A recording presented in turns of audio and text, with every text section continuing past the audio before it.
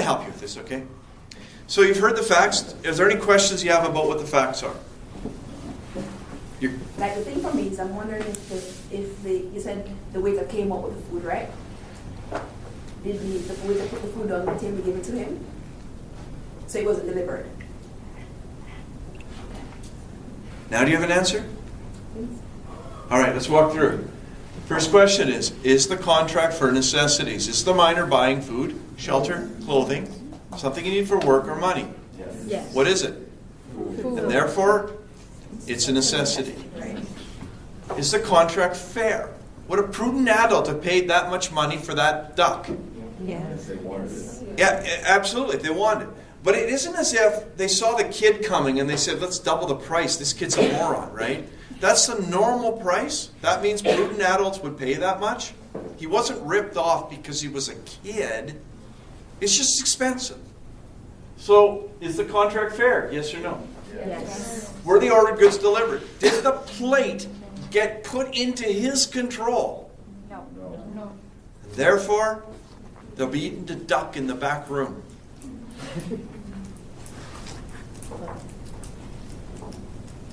Because he doesn't have to pay for it.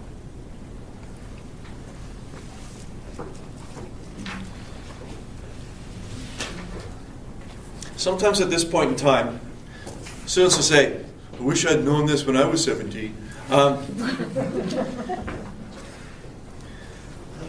there's something you have to be aware about. What if you're in the business of selling skateboards? What if you have a skateboard shop here in Brandon? Do you think that most of the people you're going to sell skateboards to are going to be kids? Yes. So are you going to stop selling to them because sometimes they can walk away from a contract? No. What are the actual chances that somebody's going to do that or use this? It's very slim. And even if it happens 1 out of 100 times, you still get 99 sales that are paid for and there's no problem. So you have to understand that this could be a threat, but if your business model is dependent on kids, you would ignore this threat because it's just not worth it in a real world. Okay? Most kids don't know this, thankfully. And it's actually, I'm just going to tell you that it's actually more complicated than I'm explaining to you. I'm giving you a simplified version, which makes it not quite accurate.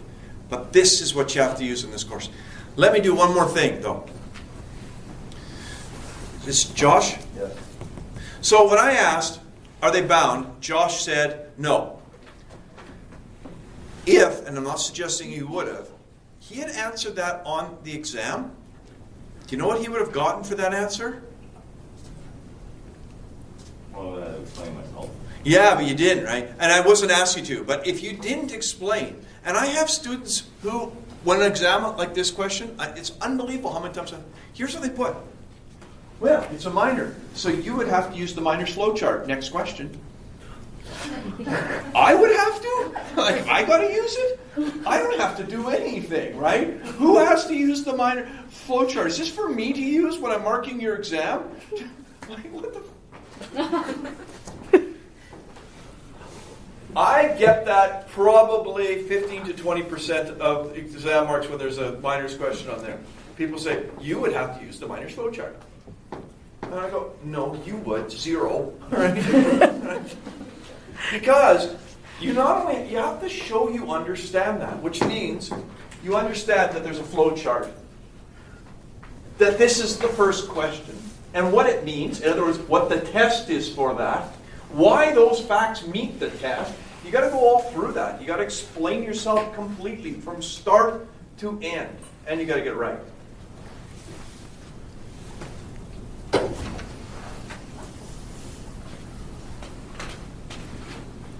Any questions?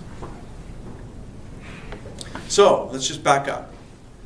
When dealing with capacity, the first question you ask is what?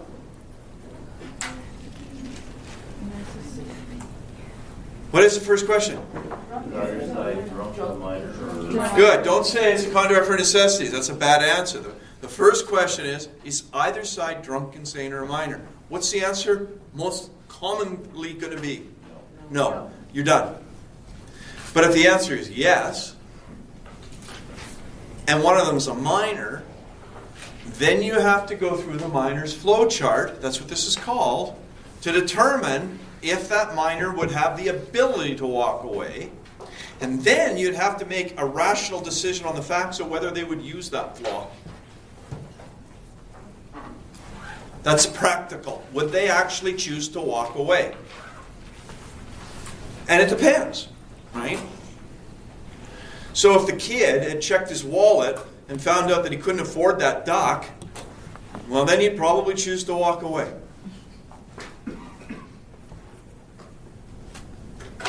Or maybe his girlfriend said that if he eats little baby little duckies, that she'll walk away from him. Okay, I won't buy them.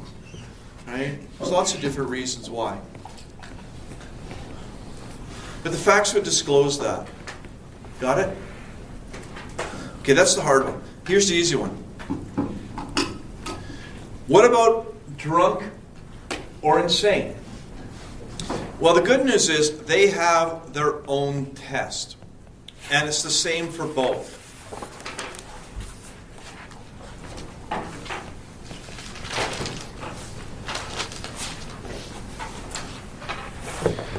So drunk and insane people work like this. Is the contract for necessities? That'll depend on the facts. So if you say, yeah, that's food, shelter, clothing, something you need for work. If the answer is yes, then the only other question we ask is, did they pay a reasonable price? If they did, they're bound. So with drunk and insane people, that question is very different. And let's deal with drunk and insane and what they mean, okay?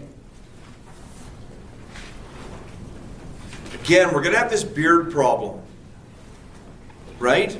Because there's drunk and then there's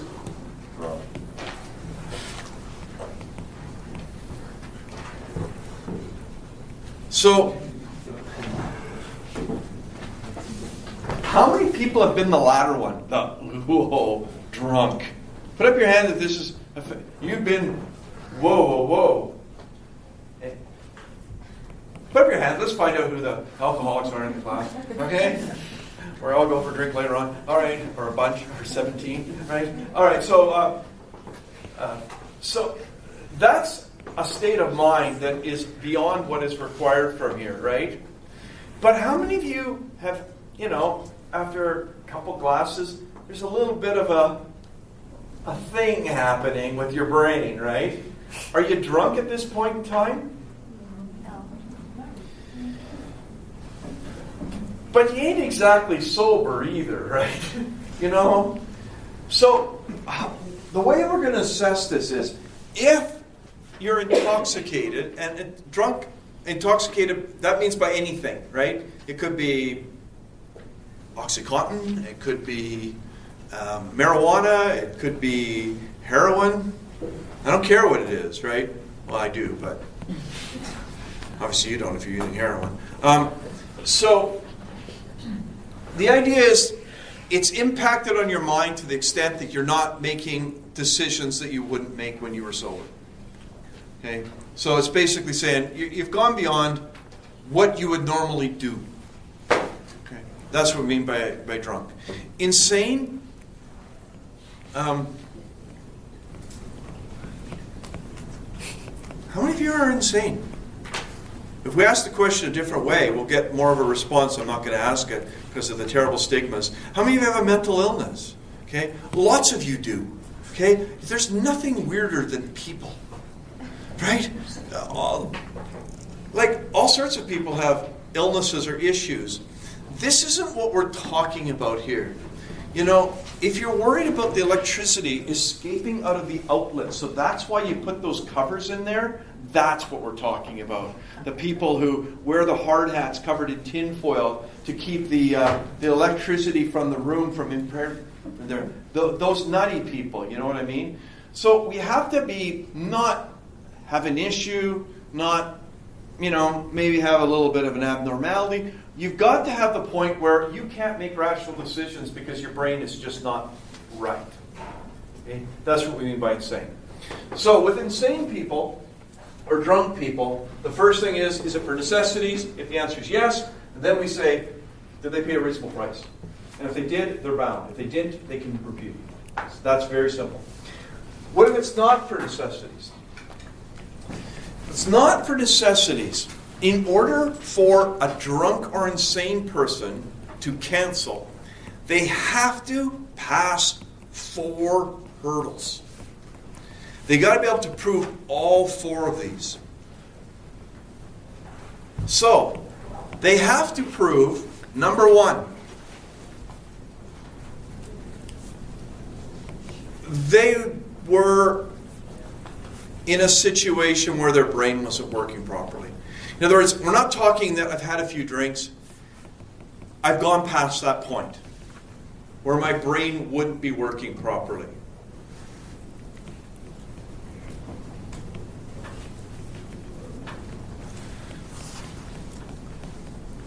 The second thing you got to show is the other side knew or would have known or should have known that you were in that situation. So if you have an invisible illness, the other side couldn't possibly know you had it, you wouldn't be able to repudiate. But how many of you have ever had to deal with someone who was drunk and you weren't? Yeah, isn't that shitty? Do you know that they're drunk? Oh, yeah. How do you know they're drunk? If it's by alcohol, how do you know? Speech is slurred. The speech is slurred. What else? You're carrying. Laughing for no reason. I just did that. Okay. Often balance Yeah. is impaired. What? Often balance or body. Yeah, so they might be fall. All those things are happening. Speech is slurred. They're being irrationally emotional. They'll be crying away and then they'll be laughing. Next. Don't you hate dealing with drunks, folks? Isn't it the worst? When you're so... oh, God, I hate it. All right, so anyways, so the other side should have known or did know. Third thing, you have to cancel quickly. So when I wake up and I've had a bit of a bender and I go look out the window and I see the Ferrari that I bought last night, I can't do a Ferris Bueller's Day Off and decide that I'm just going to take it for a little bit of a spin for a couple days and then take it back. You got to cancel quickly. Basically as soon as you can. And what that is telling the other side that the deal is off. And fourth, unlike minors, in other words, this is not the same as minors, you must return the goods. If you can't repudiate.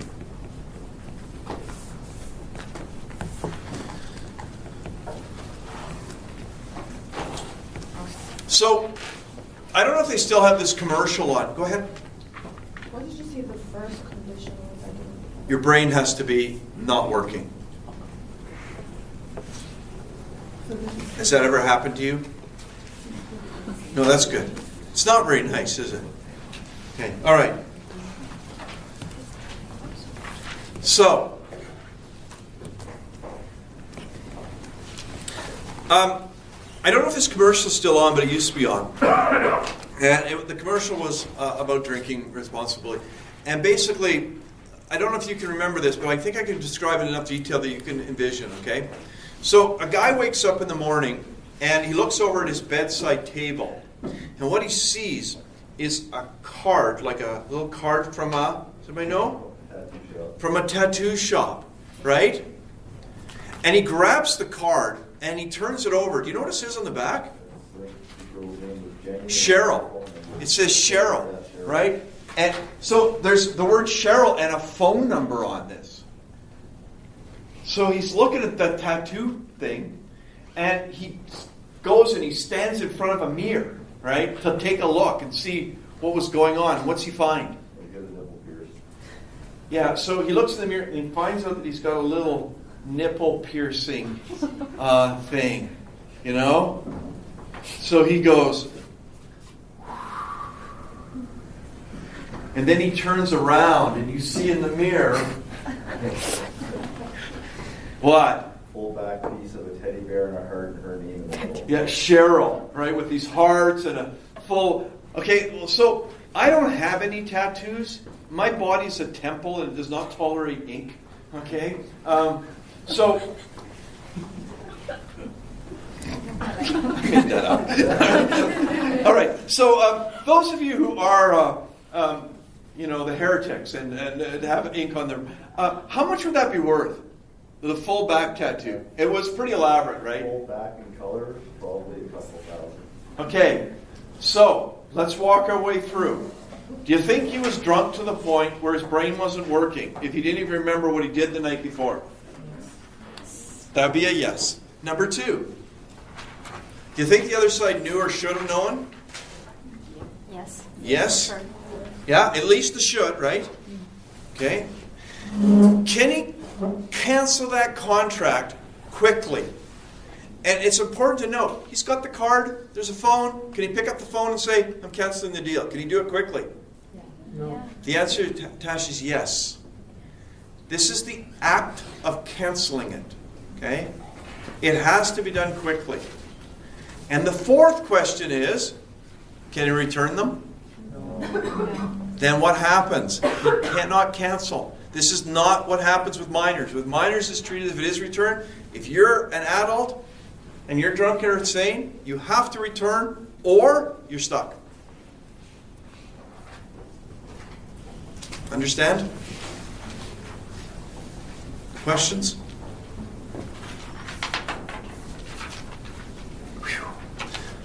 These rest of these flaws will be a little quicker.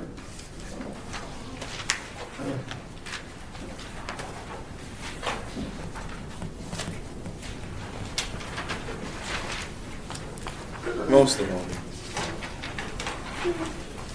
How many more classes we got after tonight?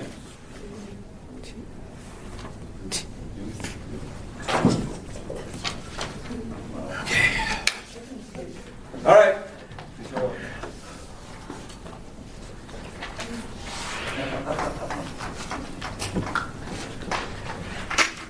Duress is when someone enters a contract through threat or force. They didn't want the contract, but they felt that they had to agree to it. That's what duress is. So they're forced into it. This is flaw number 2. Duress. D-U-R. It says that. D-U-R-E-S-S.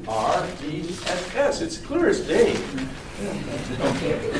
Duress. Okay. SS? Yeah, 2 S's right there. I know. Mrs. Stadnick chased me around trying to get my writing to be better with a ruler around the gym when I was in grade 2. It didn't work. Blame her, not me. I'm just the innocent victim here. All right, so duress. Duress is when you're forced into it. And what you have to understand is, what do we mean by forced? Okay? A force can take a lot of different forms. The easy one to understand is, sign here, I'll break your legs. So you say, okay, I sign. Right? You're forced into it. Sign here, or I'll take your phone and you'll never see it again. Right? So it could be threat against your person. It could be threat against your property. Right? But it doesn't even have to be like that. These actually aren't that common. It could be economic force. If you don't agree to these new terms, we're going to cancel your loan. You're going to have to pay us everything you owe us. And you can't afford to do that, so you sign the new deal. That's an economic duress. You're probably not going to see sign here or I'll break your legs in your life. I'm hoping that, unless you're selling dope illegally or something. You're probably not going to see property, but you may see economic duress. It does happen. where people are forced into a deal because of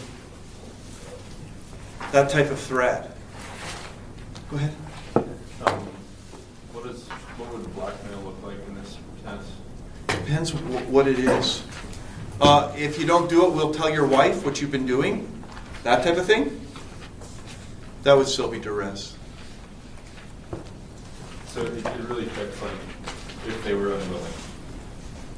The test is were they forced into it. Okay? The force can come from a variety of sources. It can come from a threat of harm to them, threat of harm to somebody else. It could be emotional. I'll make your life hell, right? If you don't agree to it. So you're forced into it. It isn't a willing deal. But remember, it's a flaw. That means when it happens, you can either keep the deal or walk away. You have the right to walk away you have to do it as soon as that threat has been removed. So you can continue to have the ability to walk away as long as that threat is over top of you. But if it ever gets removed, you've got to walk away then. Otherwise, you're basically been shown to accept or keep the deal. Okay? Do you understand that? And I teach you that one first because now I have to teach you the next one, which is, and I'll write this one nicer. Promise. Thank you. Not that nice.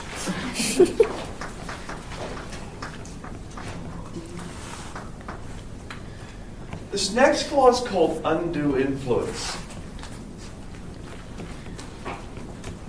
What's that sound like? Drunkenness. No, not under the influence. Undue influence. Peer pressure. It sounds like pressure. What sounds like Duress. sounds like duress. It's not duress. If it were duress, we would call it duress. So this is a bit of an oddball because it isn't dealing with somebody being unduly influenced, which it sounds like it would be. It's not actually based on that, although it's kind of connected with that. It's based on relationships. So the test for it is, are the people in one of these relationships? If they are, the starting point is the weaker side, and you'll identify who that is in a minute, gets a choice to walk away. So there are 5 relationships that people could be in that would give rise to this flaw. They are doctor-patient,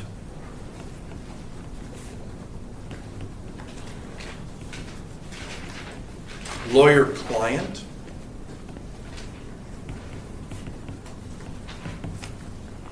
parent-child,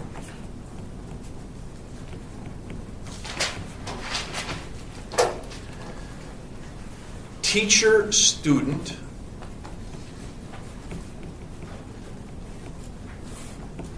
and employer-employee.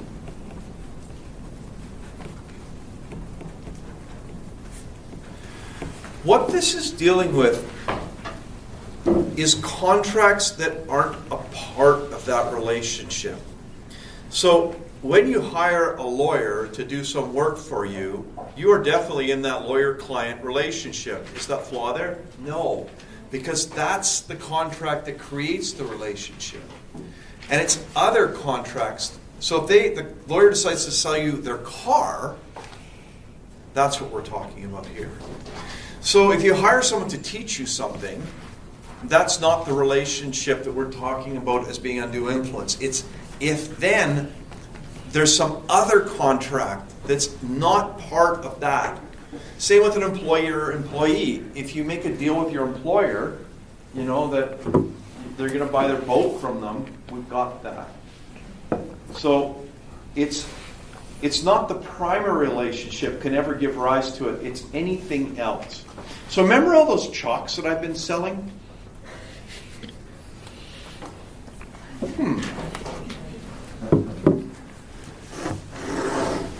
Is that a situation of undue influence, folks? So the thing you have to know about this is the law defines one of these sides as being what they refer to as the weaker side. And it's always the same side. The facts don't matter. Okay? So who is it? It's always the client with the lawyer. It's always the patient with the doctor.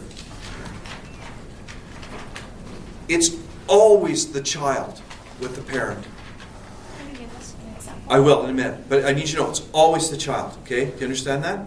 Okay? It's always the employee with the employer, and it's always the student with the instructor. Okay? Teacher-student. And it doesn't matter what the facts are. So, if she's blackmailing me, and she's got all sorts of power over me, and I got to do whatever she says because she knows something about me, and I decide to sell her the car, she's actually the powerful person in this relationship. It's still her that gets the right to walk away. Now I'm going to give you the example you're asking for. Ready? Okay. So, how many of you have had a parent? That was a trick question. I'm just seeing if you're awake. Okay. So, if you're 12 and your parent's 30 and they make a deal with you where, you know, you're going to clean your room for a month and they're going to pay you money, who's the weaker side? The parent or the child? Okay. So let's just go ahead about 70 years. Okay? And your parent is now in an old folks' home. And all they do all day long is drool on their chin. Right? And sometimes they make it right down to their shirt. But they sit there and drool that. And you're the child. You're sophisticated, you're bright, you're university educated, you know everything. And you make a contract with the parent, it's still you that gets the right. It's always the child. Facts don't matter. And that's because this is not dealing with power. It's dealing with the relationship. It's based on the idea that often these are imbalanced situations, but you don't actually have to prove power, and power becomes irrelevant. It's relevant for duress, but it's not relevant for undue influence. So, what's the test for undue influence? Are the parties in one of the 5 relationships? And you name them, right? Are the people in the contract in one of those 5 relationships? Are they in parent-child? Are they in lawyer-client? Are they in teacher-student? Are they in one of them?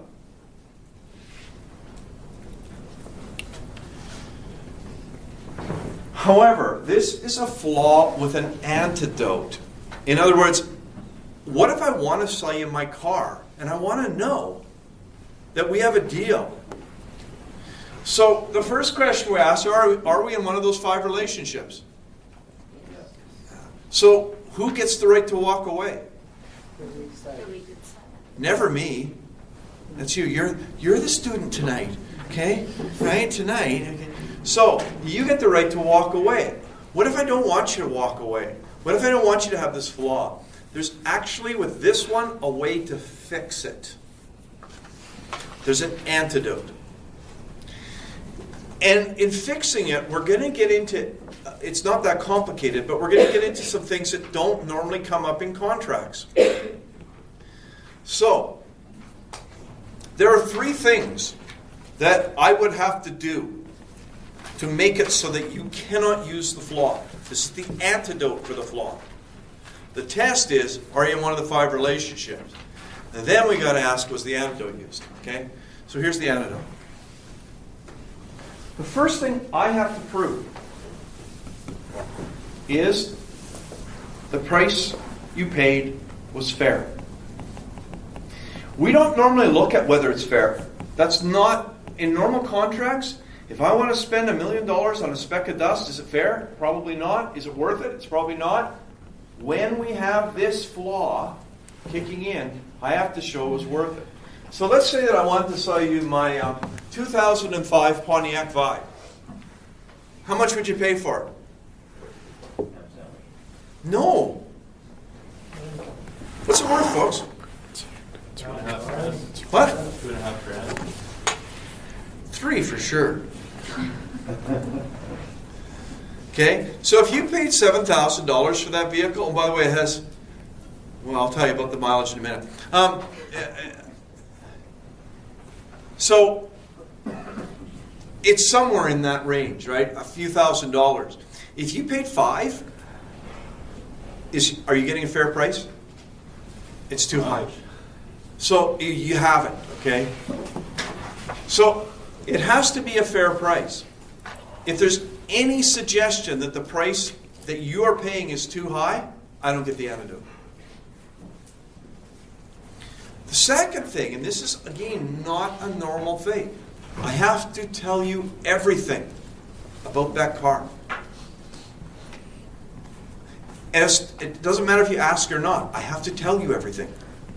You have to know everything that you need to know. So I would have to tell you, for example,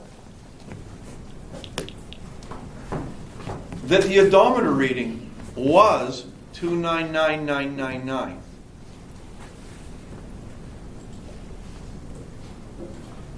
But, anybody got a Toyota? Put up your hands if you have a Toyota. No one? You do? Just you? The hell the rest do you drive? Ford. Honda. Honda. Ford.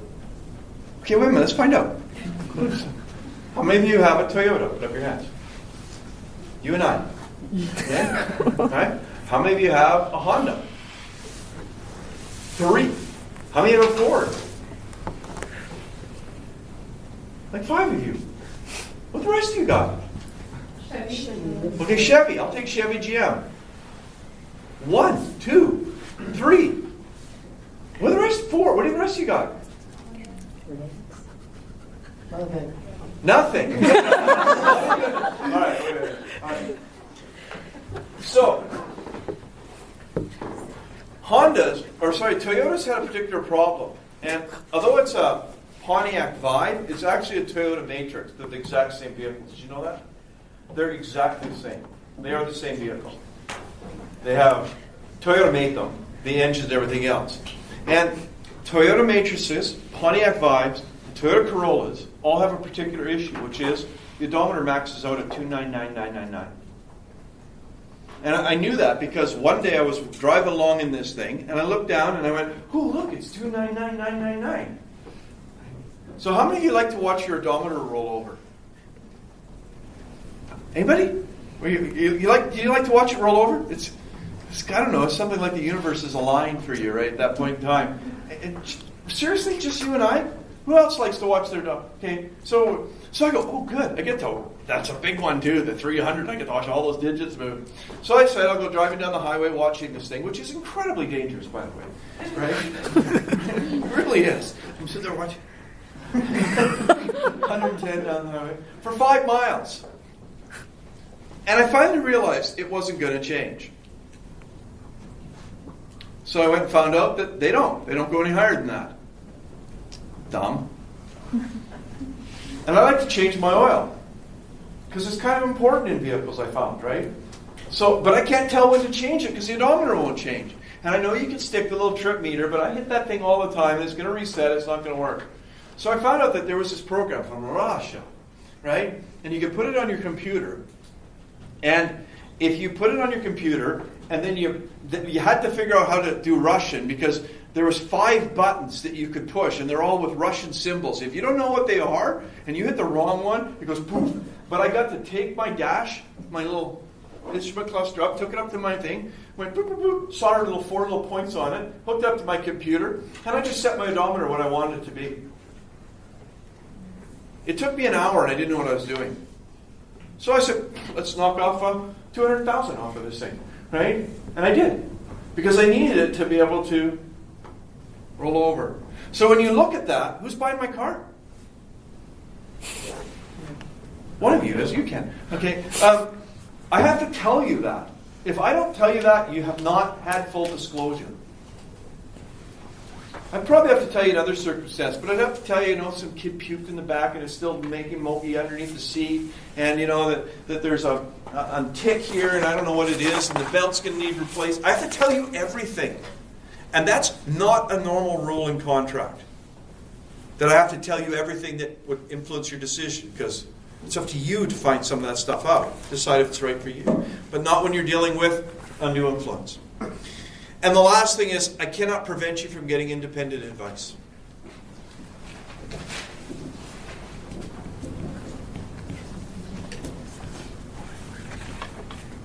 I cannot prevent you from getting independent advice. How would I prevent you?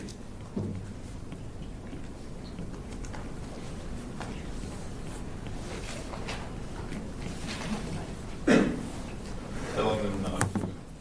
I could. There's a better way, though. If I'm selling you my car, how would I prevent you from having an opportunity to talk to someone about your decision? No, you can't take it for a test drive. You have to make up your decision in the next 3 minutes, otherwise I'm selling to someone else. I prevented you from getting independent advice. If I want you to be bound to my car when you're my student, I have to make sure it's fair, tell you everything that could possibly influence your decision, and give you an opportunity to get independent advice. If I've done all that, if I've done it all, you cannot use that flaw. And that's true for all the 5. If the dominant person does those 3 things, the other side cannot use the flaw. Go ahead. Can you say that second point again? There's something unclear about that. You have to tell them everything that would influence their decision, anything about that vehicle. You know, it's been in an accident, it's been repaired, anything that could possibly influence their decision. It's called full disclosure. You got to make full disclosure.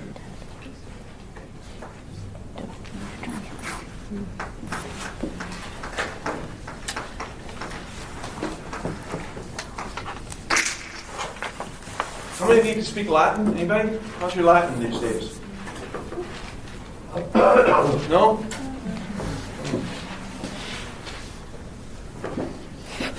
Non est factum means not my document. And it is a very specific fact situation that gives rise to this. It's also very rare. And it's also very, very hard to use this flaw. I'll explain why in a moment. So this is a flaw I'm going to teach. Non, N-O-N. What's this? EST. E-S-T. F-A. F-A-C-T-U-M. Looks like I am.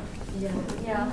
That's a U. Usable like that. Eyes are straight lines. I think we need to bring glasses. No, I'm just kidding. I know I'm right. It's my writing. It's not your reading. All right. So non est factum, not my document. This is meant to deal with situations where people are slipped the document and didn't know that's what they were agreeing to.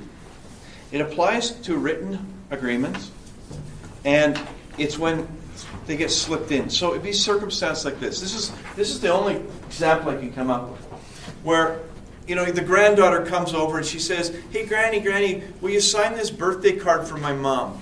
And she says, "Oh yes, my daughter." And she signs this card, right?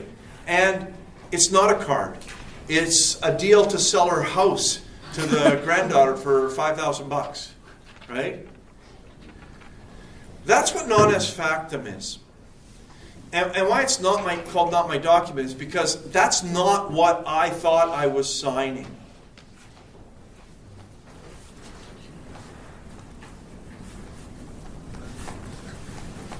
It is extremely difficult to prove. Non est factum.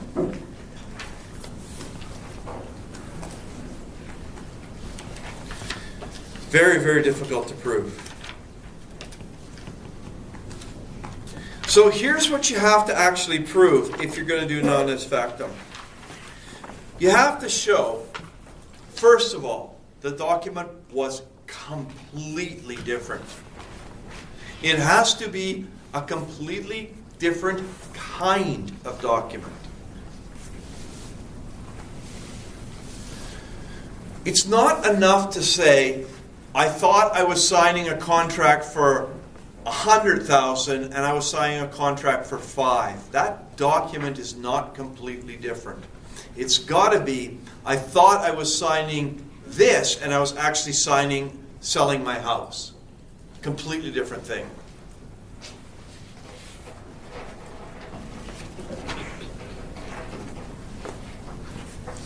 Second thing you have to prove, that the person who agreed has some sort of disability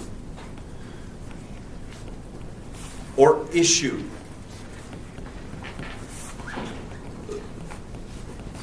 So that they need someone to explain the document to them.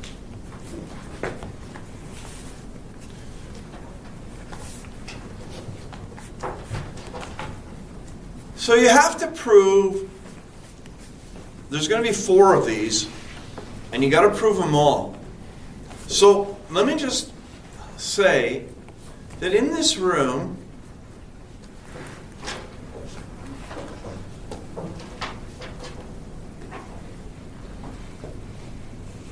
nine of you could possibly fall into that category. 9. Which 9? Glasses. If you don't have your glasses on, do you have a disability? Now, some of you, although not in this class I don't think, but it is possible, if you don't understand the language, right? You really don't understand the language. That could be an issue. You just don't, none of you have that, right, if it's in English. You all understand English well enough to understand what's in the document. Otherwise, you shouldn't be here, right? You all have a good enough that you don't need someone else. You may want somebody else, but you may not need it, okay? So, but if you're in Portugal, no, not Portugal, because you can do that, can't you? You can speak Portuguese? I know. I told you, I know all sorts of Portuguese. 3 whole words. Filha de puta. Oh gosh. See, I can speak Portuguese. I just did. That, by the way, is a very bad thing to say, isn't it? It's all the Portuguese, and it's the only Portuguese I know. I got taught by these 2 women when I was 16, 15 probably, maybe 14. They were bad. They taught me bad words in Portuguese. What? Does she call you that? No. Okay. She taught me bad words in Portuguese. That's all I learned. So anyways. All right, so you got to have number 1. What's number 1? Completely different. Number 2, you have to have something that makes it. So in my example, if somebody is old and incapacitated and suffering from dementia, do they need someone else? They have an issue that requires that. Third thing,